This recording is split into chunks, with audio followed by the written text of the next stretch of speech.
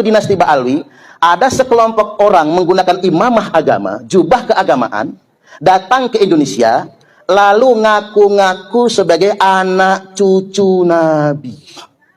Mereka gunakan pengakuan anak cucu Nabi tersebut untuk menguasai bangsa Indonesia dan untuk memanipulasi umat Islam yang ada di Indonesia. Memang yang begitu bisa berhasil? Kalau pertanyaannya itu, maka jawabnya itu bisa berhasil. Mengapa? Karena dulu Ubaidillah bin Ahmad, nama yang sama, sudah pernah menggunakan pengakuan sebagai anak cucu Nabi untuk menguasai Mesir. Kemudian dia mendirikan dinasti Bani Fatimiyah yang menguasai Mesir 270 tahun lamanya.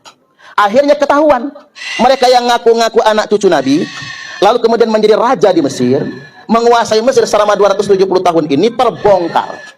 Aslinya mereka bukan anak cucu Nabi, aslinya mereka ini etnis asalnya orang Yahudi.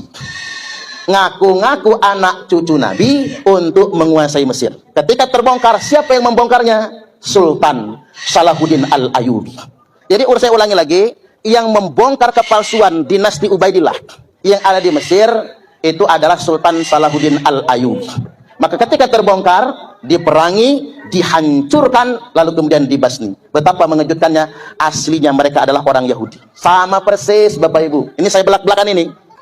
Yang di Indonesia ini rame-rame ngaku anak cucu Nabi itu Bapak Ibu. Ternyata DNA asal mereka itu gay, Yahudi Askenazi, Yahudi Hazar. Tiba-tiba datang ke Indonesia ngaku-ngaku anak cucu Nabi.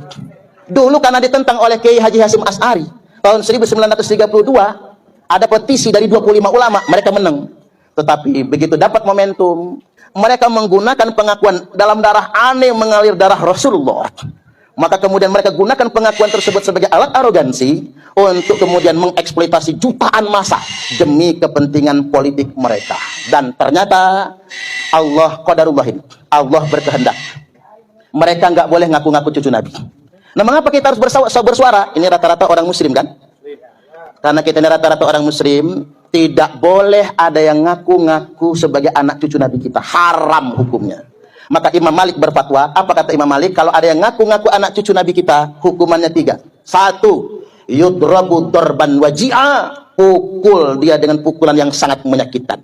2, wa yusyahar bihi, viralkan.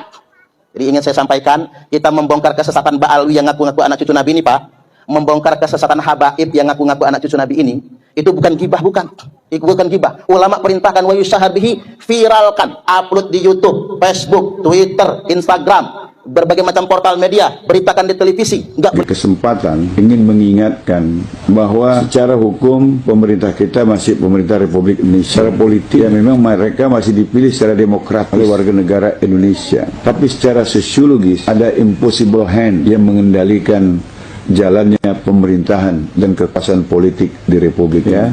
Kita nggak tahu apa itu, tapi yang kita khawatir adalah munculnya kembali tanda-tanda kebangkitan PKI. Saya guru sejarah 12 tahun, penatar P4 saya 10 tahun. Saya peserta terbaik 1 penataran P4 tingkat nasional Angkatan Tinggi Sumatera Utara. Saya terbaik 1. Kenapa? Karena saya bisa menjelaskan Pancasila itu dengan data sejarah. Nah, kenapa saya yang khawatir adalah kebangkitan PKI? Begini, dulu ketika PKI akan bangkit, kondisi yang terjadi sama seperti sekarang. Harga-harga kebutuhan begitu mahal dan kesempatan bekerja begitu sulit. Apa yang terjadi kalau kerja sulit, kebutuhan mahal? Orang nekat, orang galau. Situasi ini sangat subur untuk diprovokasi ke arah kepentingan sang provokator ya. Jadi waktu tahun 64 menjelang 65 seperti ini, sekarang juga berulang. Saya khawatir dilakukan oleh kelompok yang sama, PKI. Karena orang yang kesulitan, orang galau itu sulit untuk disatukan. Seperti daun kering, nggak bisa diikat. Yang susah, yang paling mudah dibakar, diprovokasi. Nah, ini kondisi yang memang mereka ciptakan. Jadi penguasaan ekonomi di segala sektor. Kita terkejut ketika Bank Dunia mengeluarkan data. Perekonomian Indonesia hari ini hanya berada di tangan 10 jari dari 2 tangan manusia. Jadi mungkin 9 naga tambah 1. Kita nggak tahu. Seperti itu. Nah, ini kan mereka bisa men-setting apa saja. Mereka bisa men-setting apa saja. Lapangan pekerjaan kasih sama siapa, mereka bisa. Sekarang dikasih sama imigran-imigran Tiongkok, legal maupun yang ilegal. Dulu sih boleh kasih pekerjaan sama orang asing, tapi dalam rangka transfer teknologi. Sekarang pekerjaan kasar yang cuma bisa dikerjakan oleh bangsa kita yang nggak sekolah itu pun mereka ambil alih. Akhirnya bangsa kita kehilangan lapangan pekerjaan. Maka saya dukung statementnya Fahri Hamzah. Bangsa kita sampai ngemis-ngemis jadi babu ke negeri lain. Sementara lapangan pekerjaan di dalam negeri dikasihkan kepada orang-orang Tiongkok. Ketika Menteri Tenaga Kerja kemudian menyerang Fahri, saya balik menyerang Menteri Tenaga. Anda nggak paham jadi Menteri Tenaga Kerja. Anda mau ambil sisi negatifnya saja. Ambil kontennya. Ya, proteksilah lapangan pekerjaan dalam negeri. Kasih keluarga kita biar tidak jadi TKI, TKW. Anda kok malah marah? Memang ada menteri yang bodoh, saya bilang.